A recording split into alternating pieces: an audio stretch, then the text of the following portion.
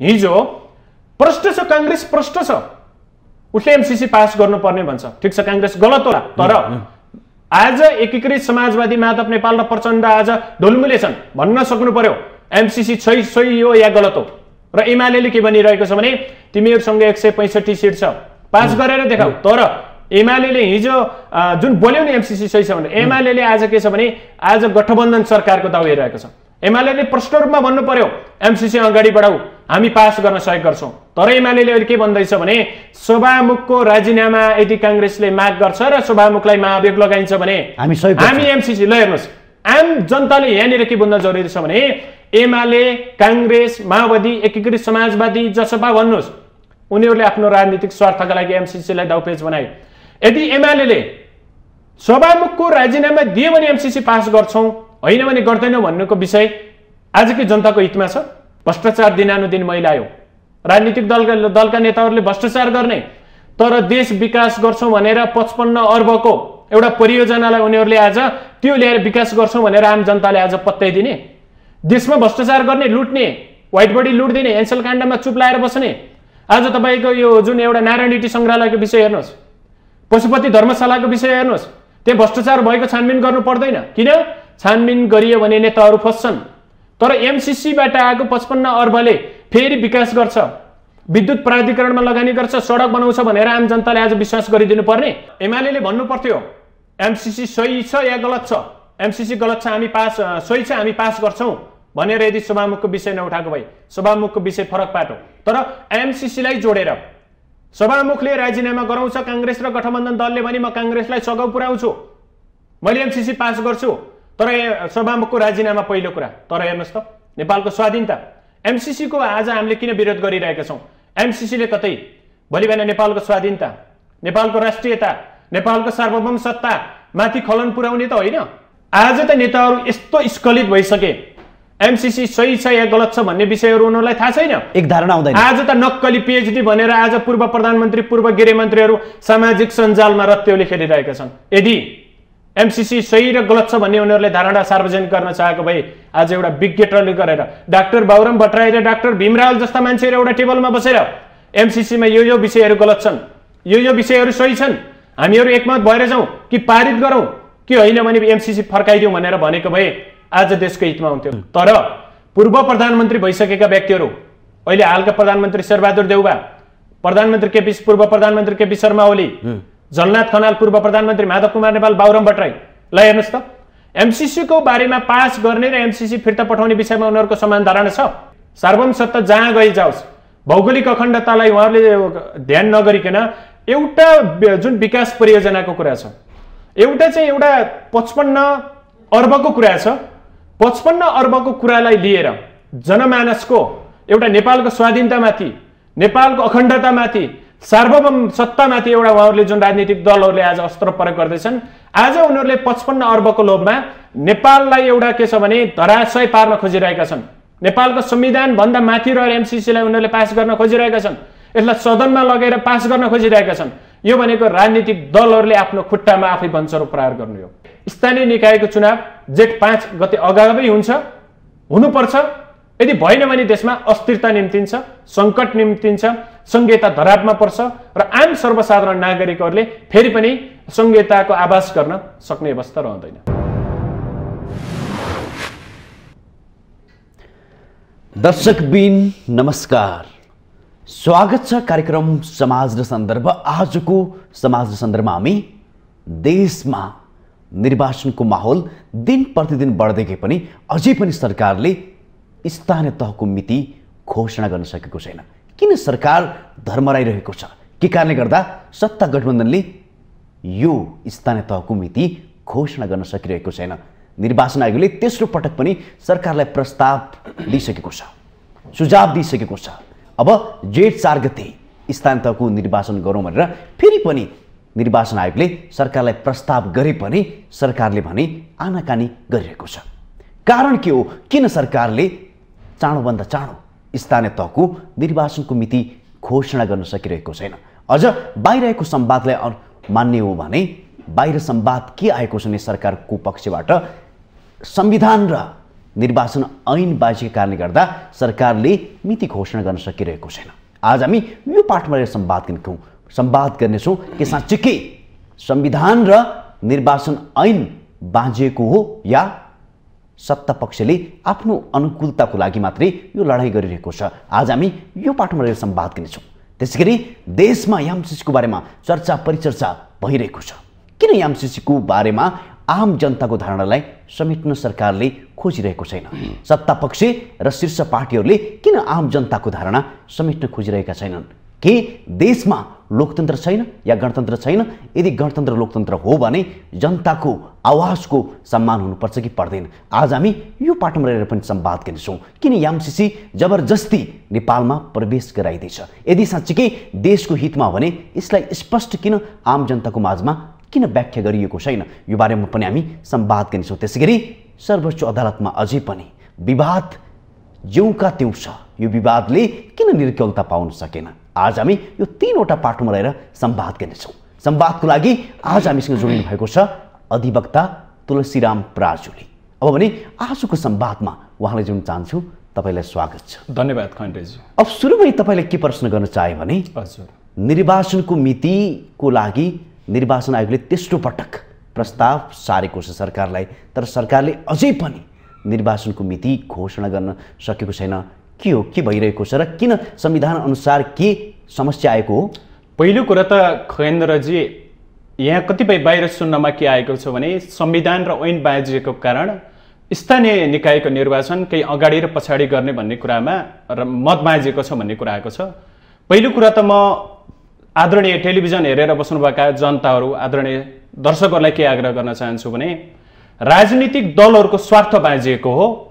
निर्वाचन सम्बन्धी ऐन र संविधान यहाँ बाँझिएको छैन।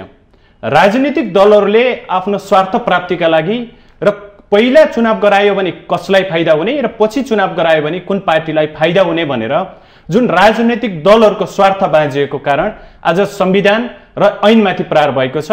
संविधान र ऐनमाथि प्रहार गर्दै गर्दा राजनीतिक दलहरूले आफ्नो स्वार्थ सिद्ध गर्नका लागि आज संविधान र ऐनमाथि प्रहार गरेका हुन्। पहिलो कुरा। त्यसो भए अहिलेको यो लडाईँ भनेको संविधान अनुकूलताको होइन कि आफ्नो स्वार्थको लडाईँ हो? पक्कै पनि। पहिलो कुरो त हामी लोकतन्त्रमा विश्वास गर्छौँ। हामी लोकतान्त्रिक मूल्य मान्यतामा के प्रश्न पार्न चाहन्छु भने जो नेपाल देश भनेको कस्तो भने लोकतान्त्रिक मूल्य मान्यतामा आधारित देश हो। हामीले लोकतन्त्रको विभिन्न परिभाषा गर्छौँ, गणतन्त्रको परिभाषा गर्छौँ, संविधानवादको परिभाषा गर्छौँ, तर पनि अन्तिममा के हुन्छ भने लोकतन्त्र, गणतन्त्र, लोकतान्त्रिक मूल्य मान्यतालाई हामीले कुल्चिएर बिर्सिएर हामी राजनीतिक स्वार्थका लागि अगाडि बढ्छौँ। यो भन्नुको मतलब के हो भने लोकतन्त्रमा आवधिक निर्वाचन हुनुपर्छ, समयमै निर्वाचन हुनुपर्छ, यसमा कुनै पनि दुई मत छैन। यदि हामी लोकतन्त्रलाई मान्छौँ, संविधानवादलाई मान्छौँ भने स्थानीय निकायको सन्दर्भमा म के प्रश्न पार्न चाहन्छु भने स्थानीय निकायको चुनाव भएन भने देशमा पुनः फेरि अर्को सङ्कटको अवस्था हुन सक्छ। स्थानीय निकायका जनप्रतिनिधिको कार्यकाल सकिसकेपछि अब यसको अधिकार कसले लिने? जस्तो तपाईँले 54 सालको पछाडि हेर्नुभयो भने कर्मचारीलाई दिने फेरि यसको अधिकार अथवा जनप्रतिनिधिहरूको इलेक्सन हुन सकेन। यो विवाद फेरि पनि एउटा के छ भने अहिले उचाइमा पुगेको छ। यो भन्नुको मतलब के हो भने सरकार सञ्चालनका लागि अहिले गठबन्धन, जुन एउटा गठबन्धन दलहरूको एउटा छ, 5 दलीय गठबन्धन र मुख्य गरी प्रमुख प्रतिपक्षी दल एमाले आफ्नो स्वार्थका लागि आज स्थानीय निकायका जनप्रतिनिधिहरूलाई रिक्त बनाएर अब चाहिँ आफ्नो स्वार्थ सिद्ध गर्नका लागि रहेका छन्। यो पक्कै पनि लोकतन्त्रका लागि सुहाउने विषय होइन। लोकतान्त्रिक मूल्य मान्यता, संघीयता, गणतन्त्र यावत विषयवस्तुलाई हेऱ्यौँ भने हामीले स्थानीय निकायको चुनाव समयमै गर्नुपर्छ। यो भन्नुको मतलब के हो भने जुन निर्वाचन आयोगले पनि पटक पटक दलहरूलाई ताकेत गरेर के भनेको छ भने स्थानीय निकायको चुनाव समयमै गरौँ र सरकार र प्रतिपक्ष दलहरूको भावना आफ्नो ठाउँमा होला तर स्थानीय निकायलाई रिक्त राख्नु हुँदैन भनेर निर्वाचन आयोगले बोलिसकेको विषयमा अब हामी संविधान र ऐन बाँझिएको कुरा कहाँ बाँझिएको छ यो प्रश्न छलफल गरौँला। तर एउटा के आधारमा म तपाईँलाई धारणा बनाउन चाहन्छु भने संविधान र ऐन बाँझिने कुरा भन्दा पनि राजनीतिक दलहरूको स्वार्थ बाँझिएको छ। राजनीतिक दलहरूले आफ्नो स्वार्थ सिद्धका लागि निर्वाचनलाई अगाडि गराउने अथवा पछाडि धकेल्ने भन्ने एउटा यो राजनीतिक दलहरूको स्वार्थ बाँझिएको, ऐन बाँझिएको छैन। र स्थानीय निकायको चुनाव समयमै हुनुपर्छ, जनताको आकांक्षा अनुसार हुनुपर्छ। यसमा चाहिँ धेरै बहस गरिरहनु पर्ने आवश्यक म देख्दिनँ। तपाईँले के जोड्न चाह्यो भने हजुर, यदि सत्ता पक्षको संवाद सुन्यो भने उहाँहरूले स्पष्ट रूपमा के भनेका छन् भने संविधान र निर्वाचन ऐन बाँचिएकाले गर्दा तत्कालै निर्वाचन गर्न गाह्रो भयो पहिलो कुरा भन्ने उहाँहरूको चाहिँ संवाद छ। अझ भन्नै पर्दाखेरि धेरै अधिवक्ताहरूसँग पनि हामीले संवाद गर्यौँ। हजुर, उहाँहरूले पनि यो कुरालाई प्रष्ट पारेका छन् कि संविधान र ऐन बाँचेकै कारणले गर्दा अहिले सरकारलाई मिति घोषणा गर्न गाह्रो भएको छ भन्ने तर्क छ। झट्टै हेर्दाखेरि यहाँ आज कानुनविदहरूको धारणा, संविधानविदहरूको धारणा र राजनीतिक दलहरूको धारणा फरक फरक आउँदाखेरि आम जनतालाई पक्कै पनि यो विषयमा चासो हुनु, जागरुक हुनु र एउटा आम जनताले बुझ्न अलिक कठिनाइ हुनु स्वाभाविक विषय हो। पहिलो कुरो त नेपालको संविधान भनेको खगेन्द्रजी यो कुनै पनि राजनैतिक दलको चुनावी घोषणा पत्र होइन। राजनीतिक दलहरूले चुनावी घोषणामा जे बोले पनि हुन्छ, जे लेखे पनि हुन्छ, त्यो पुरा गर्नु पर्दैन। तर संविधान र ऐन भनेका यस्ता विषयवस्तु हुन्, लेखिएको कुरा, लिपिबद्ध भएको कुरा पालना गर्नुपर्छ। यसमा चाहिँ आनाकानी गर्नु हुँदैन। नेपालको संविधानले के परिकल्पना गरेको छ भने जुन अहिले स्थानीय कार्यपालिका, नेपालको संविधानको भाग 17 मा स्थानीय कार्यपालिका र भाग 18 मा स्थानीय व्यवस्थापिकाको हामीले लिपिबद्ध रूपमा यसको व्यवस्था गरेका छौँ। स्थानीय कार्यपालिका भनेको के छ भने जुन हामीले संहिताको मोडालिटीमा गइसकेपछि स्थानीय कार्यपालिकालाई धारा 215 लाई हेर्नुभयो भने गाउँसभा जुन गाउँ कार्यपालिका र गाउँ वडाको चुनाव हुन्छ। म तपाईलाई बुझ्ने भाषामा म के प्रश्न पार्न चाहन्छु भने जुन हामीले गाउँपालिकाका अध्यक्ष, उपाध्यक्ष, नगरपालिकाका अध्यक्ष, उपाध्यक्ष भनेर हामीले भोट हालेर निर्वाचन गर्यौं र त्यस पछाडि प्रत्येक वडामा हामीले वडाध्यक्ष र 4 जना सदस्यलाई हामीले प्रत्यक्ष हाम्रो भोटबाट चुनेर गएको धारा 215 को व्यवस्था हो। यो भन्नुको मतलब के हो भने तपाई हामीले 2074 सालमा गाउँ कार्यपालिकाको जुन गाउँपालिका अध्यक्ष, उपाध्यक्ष, प्रत्येक वडाका वडाध्यक्ष र 4 जना वडा सदस्यहरूलाई निर्वाचन गरेर पठायौं। यो भनेको स्थानीय कार्यपालिका हो, स्थानीय सरकार हो। कार्यपालिका भनेको सरकार हो, व्यवस्थापिका भनेको सदन हो। यहाँ अलिकति म तपाईलाई के बुझ्ने गरी भन्न चाहन्छु भने नेपालको संविधानको भाग 17 को धारा 215 ले स्थानीय कार्यपालिकाको व्यवस्था गरेको छ। हामीले प्रत्यक्ष रूपमा स्थानीय कार्यपालिकाका सदस्य चुन्छौं र त्यसको तपाईलाई म यहाँ संविधान पनि मसँग बोकेको छु। यहाँ कतिपय नेताहरूले के छ भने संविधानको यहाँ गलत व्याख्या गर्नुभयो र आम सर्वसाधारण जनतालाई यसमा भ्रम सर्ने काम गर्नुभएको छ। म उहाँलाई एउटा के कुरा बुझाउन चाहन्छु भने संविधानको धारा 215 ले गाउँ कार्यपालिका अध्यक्ष र उपाध्यक्ष सम्बन्धी व्यवस्था गर्यो। यो भनेको प्रश्न के भने तपाई हामीले जुन अघिल्लो पटक स्थानीय निकायको चुनाव हुँदा प्रत्यक्ष रूपमा गाउँपालिकाका अध्यक्ष, नगर अध्यक्ष, उपाध्यक्ष र प्रत्येक वडाका वडाध्यक्ष र 4 जना सदस्यहरूलाई हामीले प्रत्यक्ष मतद्वारा हामीले चुनेर पठायौं। त्यो भनेको स्थानीय कार्यपालिका हो, स्थानीय सरकार। र यसमा प्रश्न रूपमा के भनेको छ भने र त्यसैगरी 215 को उपधारा 4 मा के भनेको छ भने धारा 222 बमोजिमको गाउँ सभाको निर्वाचनको अन्तिम परिणाम प्राप्त भएको मितिले 15 दिनभित्र गाउँ सभाका सदस्यहरूले आफू मध्येबाट निर्वाचित गरेका 4 जना महिला सदस्य बुझ्नु भयो नि संविधानमा र उपधारा 5 बमोजिमको योग्यता भएका दलित अल्पसंख्यक समुदायबाट गाउँ सभाले निर्वाचित गरेका 2 जना सदस्य समेत गाउँ कार्यपालिकाको सदस्य हुनेछन् भन्यो। कतिपय हामीले मेन पोइन्टेडहरू, हामीले मेन कार्यकारीहरू चाहिँ हामीले प्रत्यक्ष चुनेर पठायौं र त्यसमा दलित, अल्पसंख्यक जुन र अपाङ्गताको विषय छ उनीहरूको प्रतिनिधित्व भएन भने गाउँ कार्यपालिकाको चुनाव भइसकेपछि त्यसको 15 दिनभित्रमा उनीहरूलाई पनि प्रतिनिधित्व गरेर उनीहरूलाई पनि समावेश गरेर गाउँ सभा र नगर सभामा प्रतिनिधित्व गराऊ भन्छ। र त्यसैगरी नेपालको संविधानको धारा 215 को तपाईले उपधारा 6 मा हेर्नुभयो भने अध्यक्ष, उपाध्यक्ष र वडाध्यक्ष र सदस्यको पदावधि निर्वाचन भएको मितिले 5 वर्षको हुनेछ भनेर प्रष्ट रूपमा संविधानमा लेख्यो। तपाईलाई म के कुरा स्मरण गराउन चाहन्छु भने तपाईले संविधानको धारा 215 पढ्दै हुनुहुन्छ। हजुर। तर सत्ता पक्षले हजुर 225 अध्ययन गर्नुस्, त्यहाँ हेर्नुस्। त्यसले स्पष्ट रूपमा के भनेको छ भने स्थानीय तहको जनप्रतिनिधिहरूको समयकाल सकिएको 6 महिनाभित्र निर्वाचन गर्न सकिनेछ भनेर स्पष्ट रूपमा भनेको छ। यता फेरि निर्वाचन ऐन 2073 ले भन्छ 2 महिना अगावै गरिसक्नुपर्ने भन्ने कुरा देखेकोले गर्दा यो त बाँझेको स्पष्ट रूपमा देखिन्छ नि त त्यहाँ हेर्दा। पहिलो कुरा त खगेन्द्रजी मैले यही कुरा आज जनतालाई, राजनीतिक दलका नेताहरू र हामी जस्ता एउटा कानुन व्यवसायीहरूले बुझाउन सकेनौं। म आज के प्रश्न पार्न चाहन्छु भने हामी संघ र स्थानीय निकायको कुरा गरौँ एकैछिन। संघीय सरकारमा के हुन्छ भने हामीले जनप्रतिनिधिहरू अर्थात् हामीले चुनेर पठाएका संसदहरूलाई हामीले भोट दिएर पठाउँछौं र संसदबाट नेपालको एउटा शासकीय स्वरूपको आधारमा कार्यपालिका अर्थात् सरकार गठन गर्छ। बहुमतको आधारमा सरकार सञ्चालन हुन्छ, यसमा कुनै मत छैन। तर स्थानीय निकायमा ठिक उल्टो छ। हेर्नुहोस्, संघीय र स्थानीय निकायको म बुझाउन चाहन्छु। हामीले स्थानीय निकायमा प्रतिनिधि हामीले प्रत्यक्ष चुनेर पठाउँछौं। अहिले हामीले निर्वाचन आयोगले संविधानले बोल्न खोजेको व्यवस्था के हो भने नगरसभा र गाउँसभाको व्यवस्था 225 ले बोलेको हो।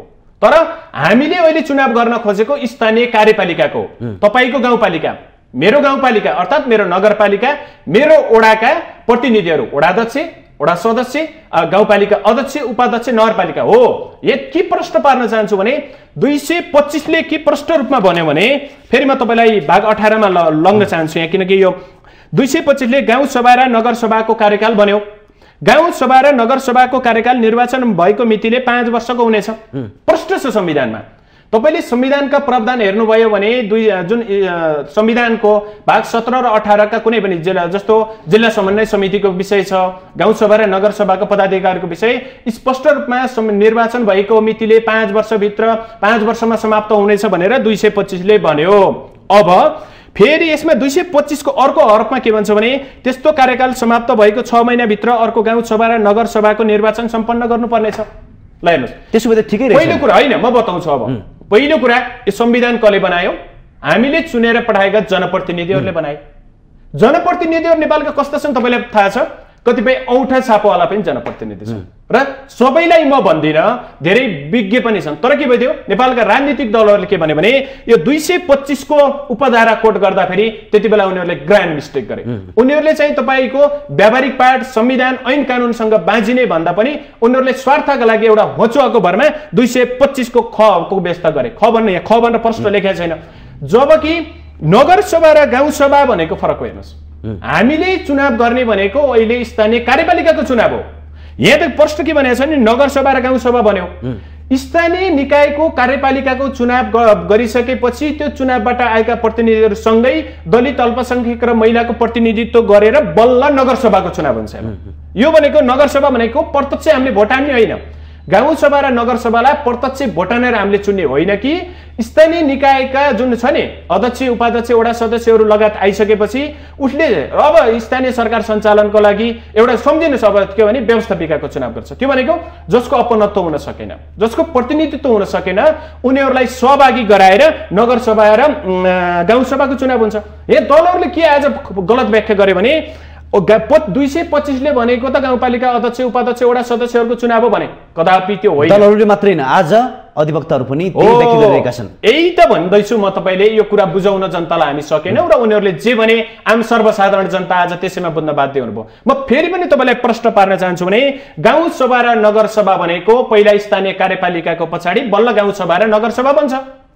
अब भन्नुहोस् 225 को फेरि आधार एक्सनलाई मानिल्याउँ संविधानमा त उहाँहरूले के भन्नु पर्थ्यो भने गाउँसभा र नगरसभाको कार्यकाल निर्वाचन भएको मितिले 5 वर्षको हुनेछ भनिसकेपछि यसमा चाहिँ के छ भने संघीय सरकारमा चाहिँ संकटकालीन अवस्थामा 1 वर्षसम्म तपाईको म्याद थप्न सकिन्छ अथवा स्वत काम चलाउ भन्ने हुन्छ। तर स्थानीय सरकारमा काम चलाउको व्यवस्था पनि हामीले संविधानमा गरेनौं, ऐनमा गरेनौं भनेपछि जुन दिन मिति समाप्त हुन्छ त्यो दिनदेखि नै स्थानीय निकायका जनप्रतिनिधिहरू स्वत बहिर्गमित हुन्छन्। यो भन्नुको मतलब अब यहाँ गाउँसभा र नगरसभाले के भन्यो भने जब स्थानीय निकायको कार्यपालिकाको चुनाव हुन्छ त्यहाँबाट बल्ल हामी गाउँसभा र नगरसभाको कुरा गर्छौं। यहाँ यसलाई 6 महिनाको आधार भनेको यो गाउँसभा र नगरसभाको कुरा हो। र फेरि पनि यहाँ गाउँसभा र नगरसभाकोमा फेरि पनि के बाँच्यो भन्नुहुन्छ भने धारा 215 को उपधारा 4 ले के भन्यो भने निर्वाचन भएको मितिले 15 दिनभित्र गाउँसभा र नगरसभाको फेरि व्यवस्था गर, त्यहाँ प्रतिनिधित्व पूरा गर भन्छ। हेर्नु न प्रष्ट रूपमा के भन्यो 15 दिनभित्र गाउँसभा र नगरसभाको धारा 222 अनुसार गर भन्छ। म तपाईलाई 222 मा लान चाहे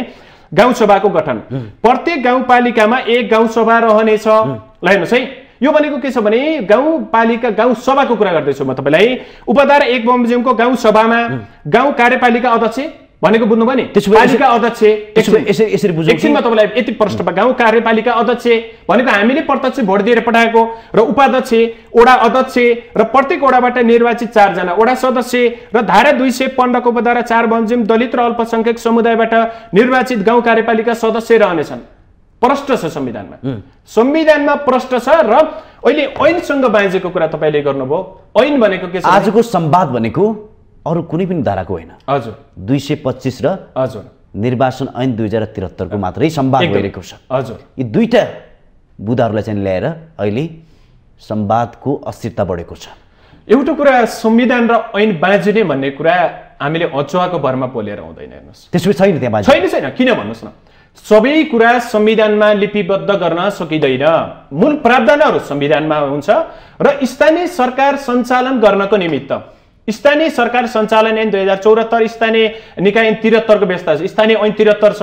यसमा भन्न खोजेको के हो भने अब सरकार कसरी सञ्चालन गर्ने, स्थानीय निकायलाई कसरी सबल बनाउने भन्ने प्रावधानहरू भनेको त्यो ऐनमा व्यवस्था हुन्छ। जस्तो कि नेपालको परिप्रेक्ष्यमा हेर्नु भने वैशाख 31 गते पहिलो चरणको निर्वाचन भयो, त्यसैगरी असारमा दोस्रो चरणको निर्वाचन भयो र असोज 2 गते तेस्रो चरणमा निर्वाचन भयो। तर यो संविधान लेख्दाखेरि हामीले 3 चरणमा निर्वाचन गर्छौं भनेर त्यो व्यवस्था गरे हैन। नेपालको भूगोल, नेपालको अवस्था, भौगोलिक धरातलको आधारमा हामीले 3 चरणमा निर्वाचन गर्यौं। यसमा त कुनै दुविधा छैन। र यहाँ के प्रश्न तपाईलाई म फेरि पार्न चाहन्छु भने संविधानमा लिपिबद्ध सबै कुरा गर्न सकिदैन। झिना मसिना कुरा सबै लेखेर संविधानलाई तपाईको आज एउटा के छ भने यहाँ नोबल बनाउन सकिदैन। संविधान भनेको ऐन भन्दा जहिले पनि माथि हुन्छ। तर ऐन भनेको संविधानसँग ऐन बाँझेको अवस्थामा ऐनका प्रावधानहरू खारेज हुनेछन्, यसमा कुनै दुईमा छैन। तर बाँझिनको लागि के हुनुपर्छ भने यहाँ बाँझिनको लागि गाउँ सभा र नगरसभा र स्थानीय कार्यपालिका र स्थानीय व्यवस्थापिकाकै प्रावधानमा प्रष्ट रूपमा उल्लेख गरिने। तर यहाँ राजनीतिक दलका नेताहरू केही आज कानुनविद संविधानविदहरूले गलत व्याख्या गरिदिँदा आम जनमानसमा एउटा छुट्टै निराशाको अवस्था आएको। खासमा भएको के भने स्थानीय सरकार सञ्चालन गर्नका लागि ऐनले काम गर्छ। ऐनले प्रष्ट रूपमा के भनेको छ भने कार्यकाल समाप्त हुनु अगावै 2 महिनाभित्र स्थानीय निकायको चुनाव गर भन्यो। यसमा गाउँसभा र नगरसभाको चुनाव गर भने हैन। उसले चाहिँ त्यो भनेको अफ्ठर जाने कुरा हो। उसले चाहिँ अब चुनाव रिक्त भए, जनप्रतिनिधि रिक्त भए, जेठ 5 गते पछाडि अहिलेका हाम्रा जनप्रतिनिधिहरू रिक्त हुनुहुन्छ। त्यसमा चाहिँ रिक्त भइसकेपछि अब भन्नुहोस् बजेटको कुरा छ, स्थानीय निकायले अहिले गरिरहेको जुन स्थानीय कार्यपालिका व्यवस्थापिकाले गरिरहेको काम रिक्त भइसकेपछि काम चलाउ सरकारको अवधारणा नभइसकेपछि अब त्यसको अधिकार कहाँमा जाने? कर्मचारीलाई दिने अथवा तिनीलाई काम चलाउ गर्ने? काम चलाउ गर्दा संविधानले फेरि के बाधक भन्छ भने त्यहाँ त काम चलाउ सरकारको अवधारणाको परिकल्पना गरिएको छैन। र स्थानीय निकायलाई एक दिन पनि हामी रिक्त राख्नु हुँदैन। यो भन्नुको मतलब के भने स्थानीय निकायलाई एक दिन पनि रिक्त राख्यौं भने संहिताको मोडालिटी नै कोल्याप्स हुन्छ। त्यसो भए तपाईले के जोड्न चाहे? हजुर, तत्कालीन सरकारले हजुर संविधान अनुसार काम गर्न सकेन र तपाईहरु नै उकालत गर्नु भएर यो सरकार बनेको यो स्पष्ट हो। तपाईहरुकै उकालतमा तपाईहरुकै दबावमा यो सरकार गठन भएको हो। किन यो सरकारले फेरि संविधान अनुसार पहिलो कुरा त खगेन्द्रजी हामी कानुन व्यवसायहरू संविधान ऐन कानुन अनुसार बोल्छौं। हामीलाई कांग्रेस, एमाले, माओवादी, समाजवादीको कुरा हामी गर्दैनौं। किन? उनीहरु राजनीतिक दल हुन्। राजनीतिक दलले फरक फरक व्याख्या गर्छ। हिजो संविधान प्रतिनिधि सभा पटक पटक विघटन हुँदा म आफै रिट निवेदक भएर केपी ओली सरकारले गलत गर्यो भनेर मैले आफै बहस गरेको भए र हामीले एउटा संविधानलाई बचाउन सफल भइयो। तर आज त एमालेको सरकार छैन, आज 5 दलीय गठबन्धनको सरकार छ। तर हामी कानुन व्यवसायहरूले संविधान र ऐनमा भएका कुराहरू र व्यावहारिक कुराहरूलाई बिर्सेर आज फेरि हिजो सरकारले गरेको गलत थियो, आज गरेको सरकारले गरेको सही छ भन्यो भने हामी पनि बाँचिन्छौँ। तर यो होइन। कानुन व्यवसायहरू भनेको संविधान र ऐनमा भएको कुराहरू प्रष्ट रूपमा जनतालाई बुझाउनुपर्छ। यो कांग्रेस, एमाले, कम्युनिस्ट कोन हामी छोडौं, उनीहरूलाई बिर्सौं।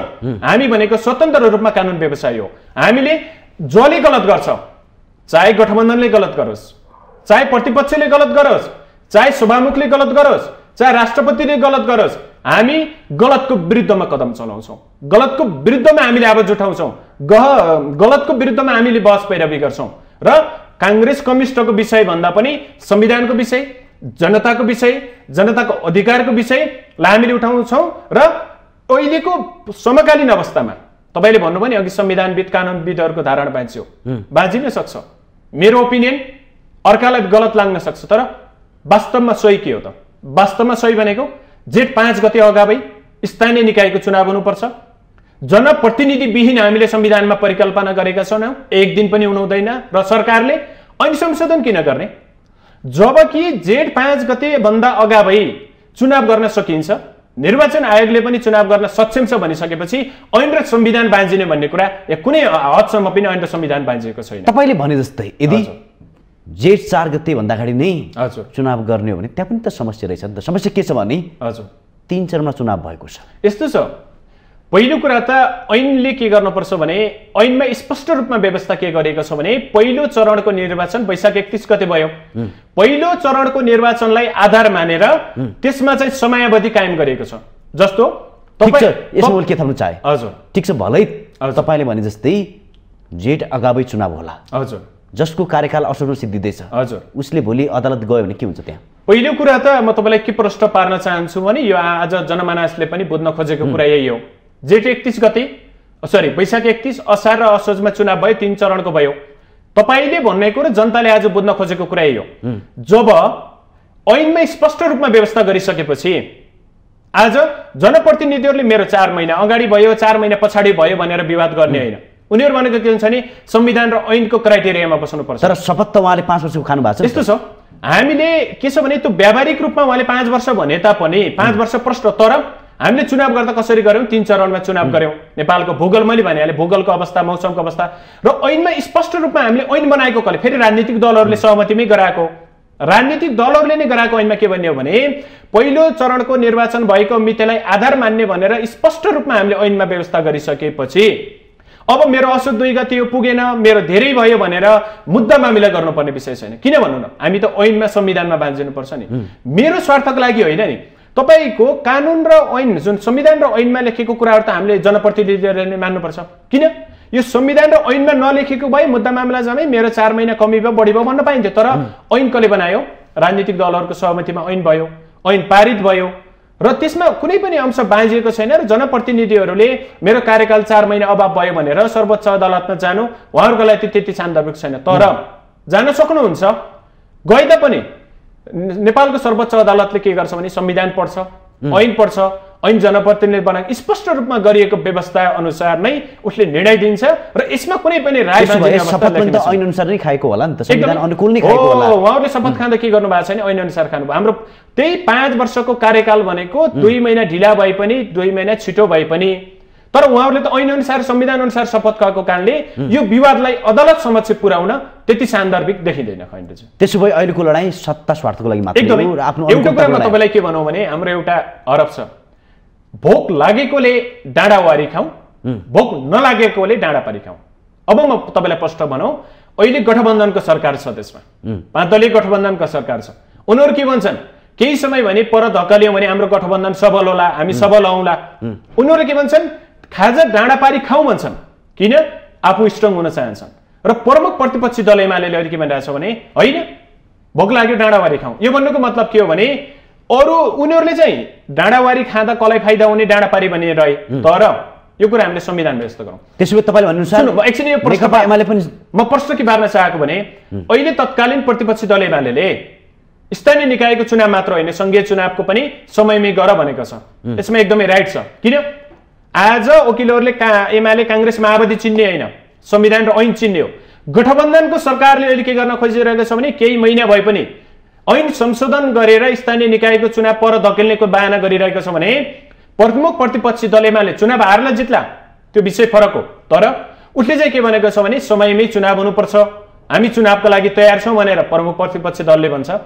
निर्वाचन आयोगले पनि समयमै हामी चुनाव गराउन सक्षम छौँ, हामीलाई मिति मात्र घोषणा गरिदिनुहोस् भन्छ भने अब प्रमुख प्रतिपक्षी दल र सरकार गठबन्धनका दलहरू आफ्नो स्वार्थ सिद्धका लागि निर्वाचनलाई एउटा धकेल्ने प्रयास गरिरहेको छ। यो पक्कै पनि लोकतान्त्रिक मूल्य मान्यतामाथिको प्रहार हो, यो निर्वाचनमाथिको प्रहार हो, जनप्रतिनिधिमाथिको प्रहार हो, संघीयता गणतन्त्रमाथिको प्रहार हो। यसमा कसैले पनि आफ्नो स्वार्थ मार्जने गरी गर्नु हुँदैन। र म फेरि पनि के प्रश्न पार्न चाहन्छु भने 225 मा यो संविधान लेख्ने भनेका राजनीतिक दलहरू हुन्, संसदहरू हुन्, उनीहरूले त्यति बेला विवेक पुर्याउन सकेनन्। र म प्रश्न फेरि पनि के पार्न चाहन्छु भने स्थानीय कार्यपालिका र स्थानीय व्यवस्थापिका भनेको फरक हुन्। सङ्घमा भएको व्यवस्था र स्थानीय कार्यपालिकामा भएको व्यवस्था फरक हो। हामीले नगरसभा र गाउँसभाका प्रतिनिधिहरूलाई प्रत्यक्ष चुनेर पठाउने होइन, हामीले चुनेर पठाउने भनेको गाउँपालिकाका अध्यक्ष उपाध्यक्ष वडाका प्रतिनिधि चुनेर पठाउने हो। वडाका प्रतिनिधि गाउँपालिकाका प्रतिनिधिले तपाईँको के छ भने फेरि स्थानीय व्यवस्थापिकाको निर्माण गर्ने हो। यो कुरा आज जनतालाई बुझाउन जरुरी छ। र जनतालाई पनि के म प्रश्न पार्न चाहन्छु भने हामीले अहिले निर्वाचन गर्न खोजेको, निर्वाचन आयोगले निर्वाचन गर्न खोजे भनेको स्थानीय कार्यपालिकाको, गाउँपालिका अध्यक्ष उपाध्यक्षको, नगरसभा र गाउँसभाको हामीले प्रत्यक्ष निर्वाचन गर्न खोजेको होइन। खण्डजी त्यसो भए जेठ 4 मै स्थानीय निर्वाचन हुनुपर्छ। पहिलो कुरा त हाम्रो नेपालको भूगोल होइन, अहिले कोरोनाको महामारी छ, हरेक कुराहरू छ, त्यसमा 1-2 दिन अगाडि पछाडि हुने कुरालाई हामीले व्यावहारिक पाठबाट पनि लिनुपर्छ। जस्तो नेपालमा कोरोना बढिरहेको अवस्था छ, अब बर्खा लाग्दैछ, मौसमको खराबको कारणले 1-2 दिन तलमाथि 2-4 दिन तलमाथि हुने कुरा त्यसमा चाहिँ हामीले सबैले स्वीकार्नुपर्छ, किनकि नेपालको भूगोल हेर्नु पर्यो, जनसङ्ख्या हेर्नु पर्यो, भौगोलिक अवस्थिति हेर्नु पर्यो। तर मेरो भनाइ के हो भने, आम जनताको भनाइ पनि र संविधान र ऐनको भनाइ पनि के हो भने, निर्वाचन समयमै हुनुपर्छ। स्थानीय निकायको निर्वाचन पदावधि सकिएको 5 वर्षभन्दा 1 दिन पनि पछाडि धकेल्ने कुनै पनि संविधान र ऐनले प्रावधान गरेन। जनप्रतिनिधिहरूलाई खाली जनप्रतिनिधिहरू विहीन भनेको संहिताले यहाँ दिएन। स्थानीय सरकारमा 1 दिन पनि स्थानीय सरकार रिक्तता हुनु हुँदैन, 1 दिन पनि जनताको काम रोकिनु हुँदैन। यसमा राजनीतिक दलहरूको स्वार्थभन्दा पनि 1 दिन पनि ढिला गरेर भन्यो भने जनतामाथिको प्रहार हो। मानौ स्थानीय चुनावको सन्दर्भमा के छ भने, स्थानीय निकायले गर्ने अधिकार सूची छ अनुसूची 8 मा 22वटा अनुसूचीमा 22वटा अधिकार क्षेत्र छ। यदि समयमै हामीले चुनाव गर्न सकेनौँ भने त्यो अधिकार सूचीलाई हामी कसरी व्याख्या गर्ने, जनताको काम कसरी गर्ने? अनि एउटा सर्वसाधारण नागरिकहरूले ओडाबाट पालिकाबाट पाउने सेवा सुविधामा एउटा हस्ताक्षरको विषय कसले गर्ने भनेर स्पष्ट व्यवस्था छैन। त्यो भएको कारणले समयमै निर्वाचन गरेर संहितालाई सफल बनाउनुपर्छ, स्थानीय निकायलाई सबल बनाउनुपर्छ र संविधान र ऐन बाँझिएको भए आज ऐन संशोधन गर्नुपर्ने अवस्था थियो। ऐन बाँझिएको छैन र अहिले मैले पछिल्लो समय के सुनिरहेको छु भने, गठबन्धनको घटक मुख्य गरी प्रधानमन्त्री शेरबहादुर देउवाले पनि अब ऐन संशोधन गर्नुभन्दा पनि हामी चुनावमा जानुपर्छ, चुनाव मात्र एउटा विकल्प हो भनेर उहाँले पनि पछिल्लो समय अभिव्यक्तिहरू आइसकेको कारणले स्थानीय निकायको चुनाव जेठ 5 गते अगावै हुनुपर्छ। यदि भएन भने देशमा अस्थिरता निम्तिन्छ, सङ्कट निम्तिन्छ, संहिता धरापमा पर्छ र आम सर्वसाधारण नागरिकहरूले फेरि पनि संहिताको आभास गर्न सक्ने अवस्था रहँदैन। त्यसो भए समयमै चुनाव हुनु पर्यो। पक्कै पनि यसमा दुई मात्रै छैन, चुनाव हुनु पर्यो। किनकि गाउँसभा, नगरसभा तपाईँले जे भन्नुहोस् अथवा जिल्ला समन्वय समिति प्रष्ट रूपमा संविधानले 5 वर्षको समयावधि निर्धारण गरेको छ। यसमा कुनै काम चलाउ सरकारको प्रावधान छैन। 5 वर्षको अवधिभित्र हामीले चुनाव गर्न सकेनौँ भने स्थानीय तह जनप्रतिनिधि विहीन हुन्छन्।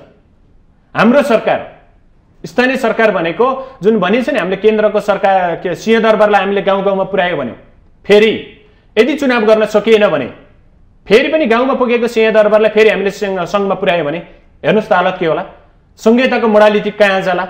स्थानीय निकायहरू नै रिक्त भयो भने अब ठिक छ, नेताहरूले त जे गर्लान् छोडौँ, तर जनताको अत्यावश्यक सेवा कसले प्रदान गर्ने, जनतालाई राहत महसुस दिने काम कसले गर्ने? तसर्थ प्रष्ट रूपमा संविधानमा पनि ऐनमा पनि 5 वर्ष कार्यकाल गरेको छ। तसर्थ राजनीतिक दलहरूले कुनै आनाकानी बिना जेठ 5 अगावै स्थानीय निकायको चुनाव गर्नुपर्छ। जनप्रतिनिधिहरू तयार गरेर जेठ 6 पछाडि फेरि अब नयाँ आउने जनप्रतिनिधिहरूले आफ्नो कार्य सञ्चालन गर्नुपर्छ। यसमा कुनै दुई मत छैन भनेर चाहिँ थोरै पाटो परिवर्तन गर्न चाहियो। एकदमै देशमा एमसीसी बारेमा फेरि चर्चा परिचर्चा हुन थालेको छ। एकदमै सत्ता पक्षले अझ भन्नै पर्दाखेरि प्रधानमन्त्री शेरबहादुर देउवाले फेब्रुअरी 1 भित्र जसरी भए पनि यसलाई संसदबाट अनुमोदन गर्नुपर्छ भन्ने उहाँले प्रस्ताव सारिराख्दाखेरि आज सडकमा पनि एउटा किसिमको आवाज छ, आम जनतामा एउटा किसिमको भरम छ। तर यी भरमका बावजुद पनि सरकारले व्यवस्था गर्दै सत्ता पक्षले आफ्नो हिसाबले अघि बढिरहेको देखिन्छ। हेर्दाखेरि लोकतन्त्रमा आम जनताको आवाजको सम्मान हुनुपर्छ कि पर्दैन? पहिलो कुरा त तपाईँले एकदमै जल्दो बल्दो विषय उठाउनु भयो खैन्द्रजी, यसमा मैले थोरै प्लस पार्न चाहन्छु। किनकि एमसीसीको विषयमा हामीले 5-10 मिनट कुरा गरेर हामीले एमसीसी जनतालाई बुझाउन आज सक्दैनौँ, किन हामीसँग समय कम छ र एमसीसीमा धेरै प्रावधानहरू छ जुन एउटा बुँदागत रूपमा हामीले संविधान र उसको एमसीसी र एमसीए नेपालको बिचमा केही बुझाउनु पर्नेछ। म तपाईँलाई प्लस पोइन्ट के पार्न चाहेँ भने, नेपालको परिप्रेक्ष्यमा, नेपालको सन्दर्भमा एमसीसी घातक छ या सही छ भन्ने विषय आज जनताको बीचमा लैजाँदै गर्दा आज राजनीतिक दलहरूले एउटा संयन्त्र गठन गरेर यो प्रावधानहरू सही छन्, यो प्रावधानहरू गलत छन् र भनेर एमसीसीलाई बुझाउनु पर्थ्यो। उहाँहरूले यो कुरा बुझाउन सक्नु भएन। एमालेको सरकार आउँदा के भन्नुहुन्छ, प्रधानमन्त्री केपी शर्मा ओलीले एमसीसी ठिक छ, अरूले पढेनन्, एमसीसी जसरी भयो नि पास गर्नुपर्ने भन्नुहुन्छ आफ्नो राजनीतिक स्वार्थका लागि। अहिले गठबन्धनको सरकारले फेरि गठबन्धनको सरकारमा पनि विशेष गरी अहिले एकीकृत समाजवादी जुन माधव नेपाल समूह र प्रचण्ड माओवादी प्रचण्ड समूहले चाहिँ केही यसमा संशोधन गरेर जाउँ भनिरहेको छ र मुख्य गरी काङ्ग्रेस घटक यो सरकारको जुन प्रधानमन्त्री नै रहेको काङ्ग्रेस र शेरबहादुर देउवाले जसरी भए पनि एमसीसी पारित गर्नुपर्छ भनिरहनु भएको छ। यो भनेको के भने आफ्नो स्वार्थ सिद्धको लागि, यो जनता, नेपालको स्वाधीनता, नेपालको भौगोलिक अखण्डता, सार्वभौम सत्तालाई उहाँहरूले माथि मिचेर सार्वभौम सत्ता जहाँ गई जाओस् भौगोलिक अखण्डतालाई उहाँहरूले ध्यान नगरिकन एउटा जुन विकास परियोजनाको कुरा छ, एउटा चाहिँ एउटा 55 अर्बको कुरा छ। 55 अर्बको कुरालाई लिएर जनमानसको एउटा नेपालको स्वाधीनतामाथि, नेपालको अखण्डतामाथि, सार्वभौम सत्तामाथि एउटा उहाँहरूले जुन राजनीतिक दलहरूले आज अस्त्र प्रयोग गर्दैछन्, आज उनीहरूले 55 अर्बको लोभमा नेपाललाई एउटा के छ भने धराशय पार्न खोजिरहेका छन्। नेपालको संविधान भन्दा माथि रहेर एमसीसीलाई उनीहरूले पास गर्न खोजिरहेका छन्। यसलाई सदनमा लगेर पास गर्न खोजिरहेका छन्। यो भनेको राजनीतिक दलहरूले आफ्नो खुट्टामा आफै वञ्चरो प्रहार गर्नु हो। एमसीसी ठिक छ बेठिक छ, छलफल गरौँ, आम जनतामा लैजाउँ, केही सुधारका बुँदाहरू छन् भने सुधार गरेर जनतालाई बुझाएर नेपालको हितमा छ भने एमसीसी पास गर्नु ठिक थियो। तर हेर्नुहोस् न, आज विज्ञहरूका कुरा हेर्नुहोस्, आज प्राध्यापक डाक्टरहरूको कुरा हेर्नुहोस्, संविधानसँग बाँझेका कुरा हेरौँ, सबै विषयवस्तुलाई हामीले गहन रूपमा अध्ययन गऱ्यौँ भने एमसीसी नेपालको हितमा छैन। नेपालको स्वाधीनता, नेपालको अखण्डता, भूगोलप्रति एमसीसी हाम्रो हितमा छैन। तसर्थ एमसीसी पास गर्ने नगर्ने भन्ने विषय ठुलो कुरो भन्दा पनि राजनीतिक दलहरूले आफ्नो स्वार्थ सिद्धका लागि एमसीसीलाई सदनमा टेबल गर्ने विषय आज जटिल बनेको छ। हिजो प्रष्ट छ, कांग्रेस प्रष्ट छ, उसले एमसीसी पास गर्नुपर्ने भन्छ। ठिक छ, कांग्रेस गलत होला, तर आज एकीकृत समाजवादी माधव नेपाल र प्रचण्ड आज ढुलमुले छन् भन्न सक्नु पर्यो एमसीसी सही हो या गलत हो। र एमाले के भनिरहेको छ भने तिमीहरूसँग 165 सिट छ, पास गरेर देखाऊ। तर एमाले हिजो जुन बोल्यो नि एमसीसी सही छ भने, एमाले आज के छ भने आज गठबन्धन सरकारको दाउ हेरिरहेको छ। एमाले प्रष्ट रूपमा भन्नु पर्यो एमसीसी अगाडि बढाऊ, हामी पास गर्न सहयोग गर्छौँ। तर एमाले अहिले के भन्दैछ भने सभामुखको राजीनामा यदि कांग्रेसले माग गर्छ र सभामुखलाई महाभियोग लगाइन्छ भने हामी एमसीसी। ल हेर्नुहोस्, आम जनताले यहाँनिर के बुझ्न जरुरी छ भने एमाले, कांग्रेस, माओवादी, एकीकृत समाजवादी, जसपा भन्नुहोस्, उनीहरूले आफ्नो राजनीतिक स्वार्थका लागि एमसीसीलाई दाउपेच बनाए। यदि एमाले सभामुखको राजीनामा दियो भने एमसीसी पास गर्छौँ, होइन भने गर्दैनौँ भन्नुको विषय आज के जनताको हितमा छ भनेपछि त उहाँहरूलाई सभामुख बाधक भएको कारणले सभामुख गयो भने एमसीसी पास गर्छौँ, तर जनताको हितमा त एमसीसी किनबेच भइरहेको छ। म फेरि पनि भन्छु, एमाले सभामुखलाई बेचेर चाहिँ एमसीसी किन्दै छ। एमाले भन्नु पर्थ्यो एमसीसी सही छ या गलत छ, एमसीसी गलत छ हामी पास, सही छ हामी पास गर्छौँ भनेर यदि सभामुखको विषय नउठाएको भए सभामुखको विषय फरक पाटो। तर एमसीसीलाई जोडेर सभामुखले राजीनामा गराउँछ कांग्रेस र गठबन्धन दलले भने म कांग्रेसलाई सघाउ पुर्याउँछु, मैले एमसीसी पास गर्छु, तर सभामुखको राजीनामा पहिलो कुरा। तर हेर्नुहोस् त नेपालको स्वाधीनता, एमसीसी को आज हामीले किन विरोध गरिरहेका छौँ? एमसीसीले कतै भोलि बिहान नेपालको स्वाधीनता, नेपालको राष्ट्रियता, नेपालको सार्वभौम सत्ता माथि खलन पुर्याउने त होइन। नेपालको संविधान भन्दा माथि राखेर आज हामीले काम गर्दै गर्दा भोलि बिहान नेपालको संविधान धरापमा पर्ने त होइन। कतिपय विवादित प्रावधानहरू छन्, कतिपय बुँदागत रूपमा प्रावधानहरू छन्, यसमा पोइन्टेड गरेर हामीसँग अहिले के छ भने 5 मिनटको समयमा हामीले बुँदागत रूपमा बुझाउन चाहँदैनौँ। आम जनताले पनि आज त इङ्ग्लिसमा ड्राफ्टिङ भइरहेको एमसीसी र नेपालको एमसीए आज बुझ्न सक्दैनन्, तर राजनीतिक दलहरूले बुझाउन पर्थ्यो। इङ्ग्लिसमा भएको यो जुन पोइन्टेड कुराहरूलाई नेपालीमा कन्भर्ट गरेर आम जनतालाई यो बुझाउन सक्नु पर्थ्यो।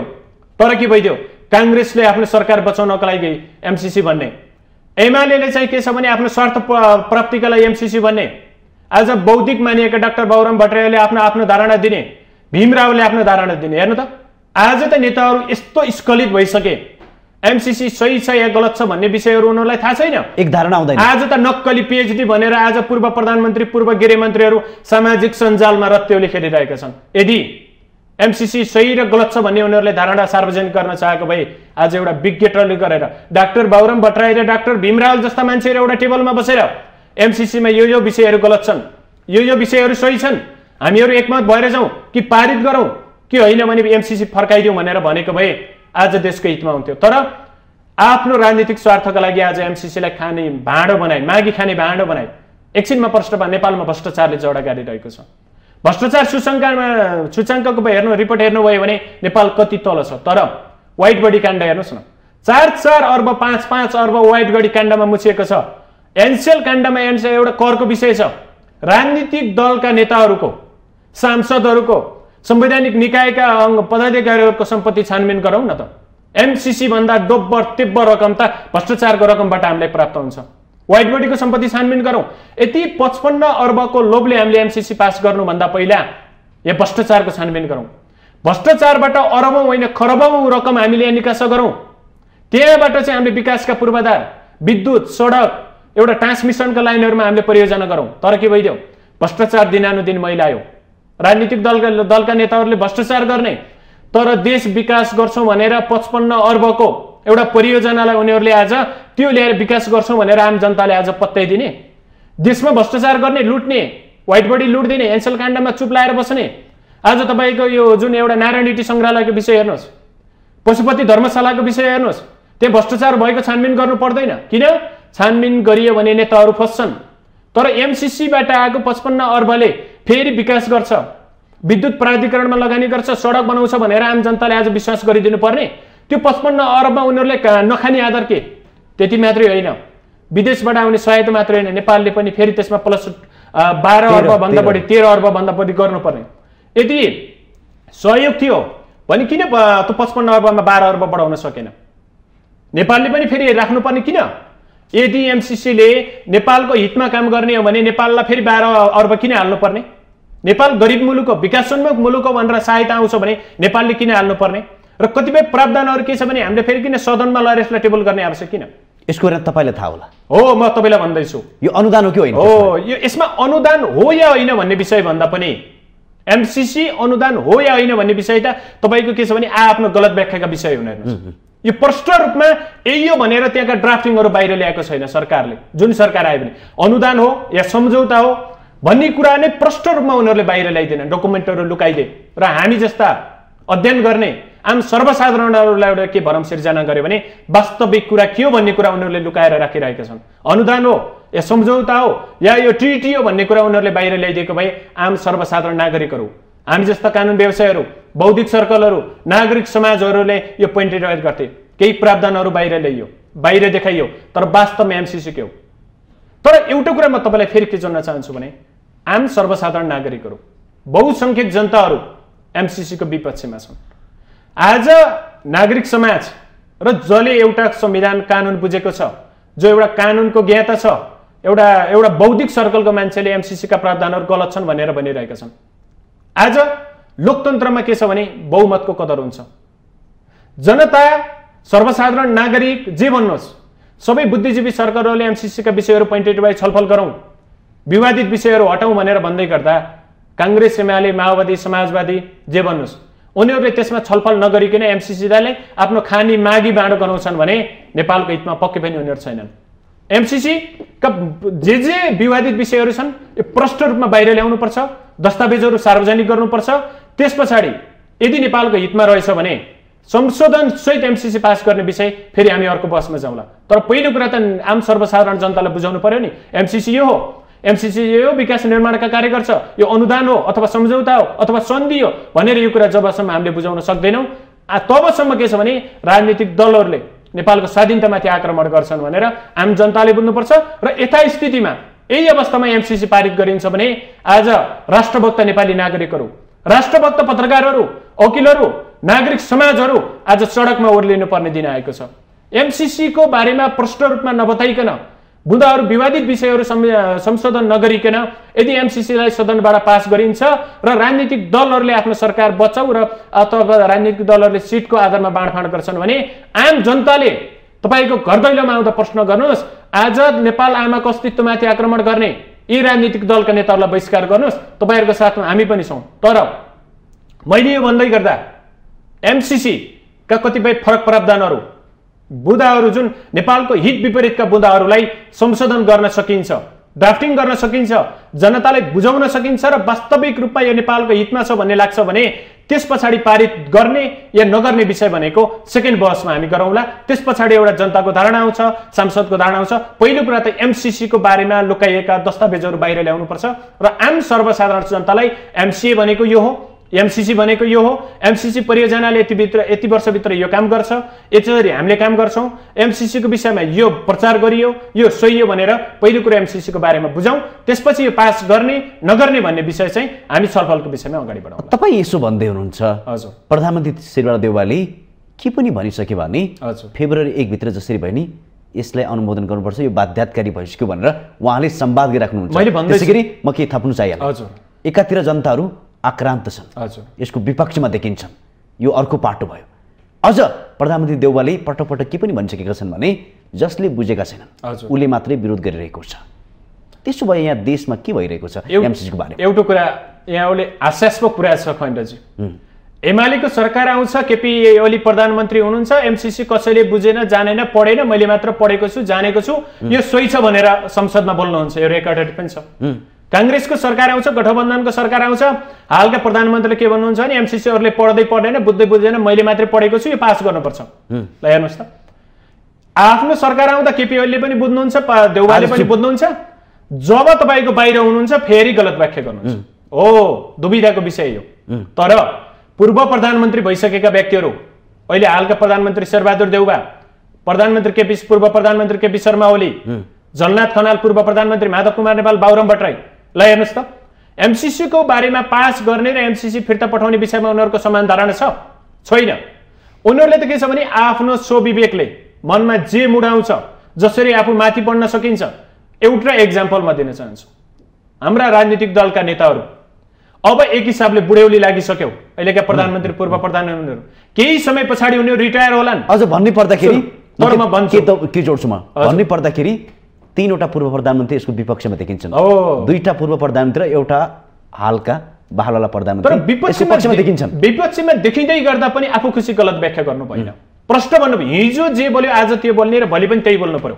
म तपाईँलाई अघि जोड्दै थिएँ, आज राजनीतिक दलका नेताहरू 50-60 काटेका प्रधानमन्त्रीहरू, गृहमन्त्रीहरू भोलि आएर रिटायर होलान्, एक्सपायर होलान्। तर सोच्नुहोस् त, तपाईँ हामी जस्ता र अब जन्मिने नेपाली नागरिकहरू, तपाईँ हामी जस्तालाई एमसीसी यदि गलत रहेछ, एमसीसीका बुँदाहरू गलत रहेछन् र पास गरियो भने त्यसको प्रत्यक्ष असर भोग्ने भनेको तपाईँ हामी हो, आम जनताले हो। नेताहरू त के छ, महलमा बस्छन्, चिल्लो गाडीमा हिँड्छन्, उनीहरूलाई कुनै छैन, 7 पुस्ताला हुने सम्पत्ति कमाए होलान्। तर यसको असर नेपालको स्वाधीनता, राष्ट्रियता आज राजा फाल्दा फेरि आज नेताहरूले मात्रै फालेका हुन्। आम सर्वसाधारण नागरिकहरू रोडमा आएर इटा र ढुङ्गाले टाउको फुटाएर राजा फालेर हामीले राजतन्त्र फालेर नेपालमा लोकतन्त्र ल्याएको। आज राजनीतिक दलहरूले मात्र यो सुधार गर्छन् भन्ने होइन। राजनीतिक दलहरूले गर्नुपर्छ, राजनीतिक चेतना हुनुपर्छ, राजनीतिक दल हुनुपर्छ नेता, तर सर्वसाधारण जनताको भनाइ के त्यो पनि बुझ्नुपर्छ। आज राजनीतिक दलहरूले आफ्नो स्वार्थ सिद्धका लागि एमसीसीलाई खानी भाँडो बनाउने होइन। पहिलो कुरा त एमसीसी गलत हो, सही हो। एमसीसी परियोजना भनेको के हो? विकास समिति गठन अनुसार एमसीसी परियोजना यो हो। अनि अमेरिकाले दिन खोजेको एमसीसी परियोजना यो हो, अथवा यो ट्रिटी हो, अथवा यो अनुदान हो, अथवा यो सम्झौता हो। यतिवटा बुँदाहरू छन्, यति यो संविधानभन्दा माथि छैन भनेर पहिलो कुरा बुझाउन सक्नु पर्थ्यो। कुनै राजनीतिक दलहरूले आज बुझाए? 1 घण्टाको टेलिभिजन अन्तर्वार्तामा 2-4वटा पोइन्टेड वाइज बुझ्दै गर्दा एमसीसी बुझ्न सकिन्छ। र यहाँ धेरै मैले पनि अहिले एमसीसीको अध्ययन गरिरहेको छु। यस्तो कन्ट्रोभर्सी यहाँ बुँदाहरू छन् जुन इङ्ग्लिसमा छन्, हामीले नेपालीमा ट्रान्सलेट गरेर आज इङ्ग्लिसका विज्ञहरूले सम्म यो बुझ्न सकिरहेका छैनन्। किनकि यहाँ 2 अर्थ लाग्ने बुँदाहरू कतिपय छन्, कतिपय ओडहरू त्यस्ता छन्। यो त आज नेपालीमा ट्रान्सलेट गरेर आम जनतालाई बुझाउन सक्नु पर्थ्यो, तर त्यो गरिएन। किन? गर्दै गर्दा एमसीसी गलत छ भन्ने कुरा अर्थ लाग्छ, अर्थ लागिसकेपछि जनता सडकमा आउँछन् र एमसीसीबाट खाने भाँडो बनाउन सकिन्न। अरबौं भ्रष्टाचार गर्ने, तर 55 अर्ब बिना के देश विकास गर्न ठप्प हो? मैले यो भन्नुको मतलब के छ भने विदेशी सहयोग अनुदान लिनु हुँदैन भने होइन, लिनुपर्छ। किनकि हाम्रो देश विकासोन्मुख देश हो। हामीले विकासका प्रगतिहरू बढाउनुपर्छ, विद्युतमा लगानी गर्नुपर्छ, सडकमा लगानी गर्नुपर्छ, विकासका पूर्वाधारमा लगानी गर्नुपर्छ। विकासोन्मुख देशले सहयोग सहायता लिनुपर्छ, तर आवश्यक ठाउँमा लिनुपर्छ। राष्ट्रियता स्वाधीनता हितमा लिनुपर्छ। राष्ट्रियता स्वाधीनताको हित विपरीतहरू एमसीसी मात्र होइन, अन्य अनुदानहरू भन्नुहोस्, सम्झौताहरू भन्नुहोस्, ट्रिटीका विषयहरू भन्नुहोस्। हामीले के छ भने नेपालको सार्वभौमिकतामाथि, नेपालको संविधानभन्दा माथि हुने गरी, नेपालको संविधान माथि डोमिनेट हुने गरी कुनै पनि सम्झौता गर्नु हुँदैन, कुनै पनि सन्धि गर्नु हुँदैन। यो गर्नुको भनेको नि हिजो नेताहरूले भन्छन् नि, आज महाकाली बेचे, कडाली बेचे, भोलि बिहान हाम्रो पुस्ताहरूले भन्ने छन् नेपाल बेचियो, नेपालको स्वाधीनता बेचियो, नेपालको गणतन्त्र बेचियो, लोकतन्त्र बेचियो। दलका नेताहरू त तपाईँको एक्सपायर होलान्, रिटायर होलान्।